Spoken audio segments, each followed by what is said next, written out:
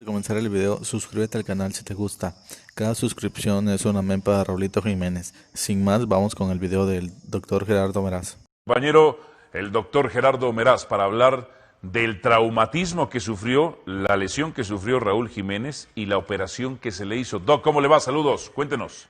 Hola, buenas tardes, Álvaro. Pues mira, hablando del caso de Raúl Jiménez, que ayer que vimos las imágenes impresionantes del traumatismo craneal que sufrió, yo desde que vi cómo, o sea, no sé si ustedes se acuerdan, pero en el momento que él choca las cabezas oye un tronido, entonces yo sentía hasta feo porque probablemente eso fue el sonido de la fractura del cráneo.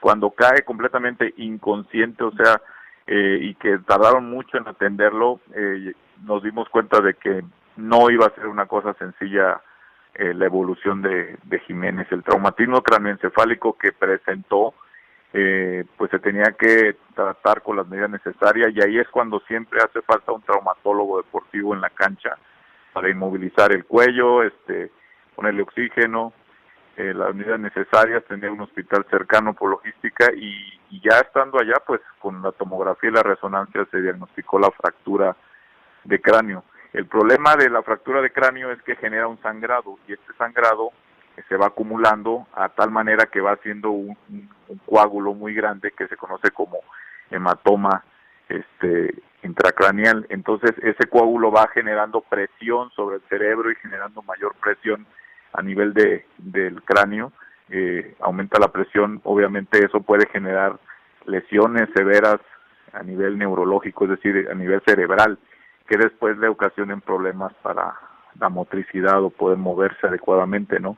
Entonces, afortunadamente, después del diagnóstico, se hizo el tratamiento quirúrgico en este caso, que es drenarle el coágulo, pararle cualquier posibilidad de sangrado, y no sé hasta ahorita, hasta ciencia cierta, si le estabilizaron la fractura o la dejaron para después, porque en muchos de estos casos, el cirujano, en este caso el neurocirujano, es el que decide si de una vez se estabiliza la fractura al final cuando ve que todo resultó completamente un éxito y se pudo parar el sangrado o drenar todo el coágulo, o lo dejan para después, porque muchos de estos casos en las primeras 72 horas pueden presentar aumento en la inflamación del cerebro, que se conoce como edema cerebral, y entonces no es recomendable en ese momento cerrar la ventana ósea por la que se accedió a drenar el coágulo en el cerebro. Entonces, las 72 horas siguientes son muy importantes para ver la evolución en cuanto a lo neurológico, las funciones cerebrales, la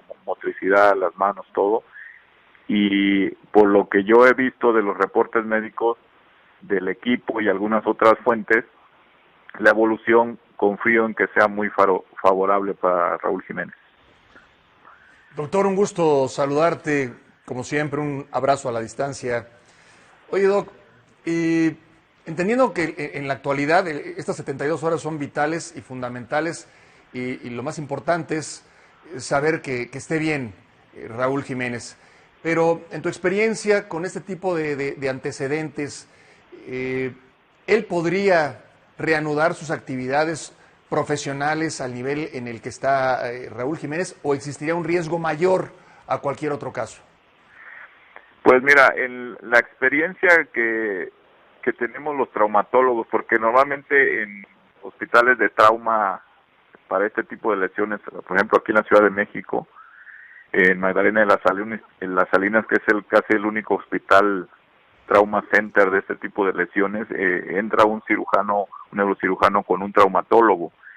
Y cuando vemos pacientes así como Raúl Jiménez, que están jóvenes, que no tienen ningún antecedente de nada, pero vemos la magnitud de la lesión, es muy importante ver previamente en la tomografía el grado de la fractura, o si ocasionó, aparte de la fractura, ocasionó una hemorragia o una contusión en el cerebro.